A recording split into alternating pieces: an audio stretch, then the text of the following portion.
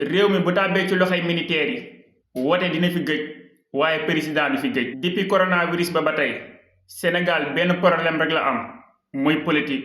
bu nu dalee ci kaw kilifa diine yi politique moo ko waral, bu deret tuuroo ci réew mi politique moo ko waral.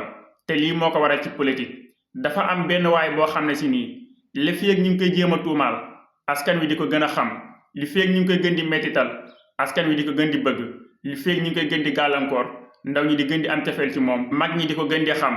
am ci koo xam ne daf doon nëbb ay ñaawteefam ba mujj muy jëfee maa tey. kenn ki ñu daan ko giiñ ay terroriste daan ko giiñ nitu fitna ba fi mu ne nii yàlla feeñal lépp. am ci koo xam ne dafa fàtte ni réew mi du ndonal baayam ruuju réew mi dagg pàcc yi joxe nit ñi dëkk. soo bëggee continuer vidéo bi maa ngi lay invité sama chaîne YouTube bul fàtte abonné wu te nga partagé vidéo bi. depuis ñetti fan yi ñu weesu dañuy gàllankoor suñu ay vidéo suñ ko dugalee ci TikTok bi. armée bi jiite ñu jàmm am deret bañ a tuuru moo ñu gënal nga continuer di ñu jiite. boo jàppee ni nag bañ leen armée bi jiite ñu continuer di jalgati réew mi nga xool.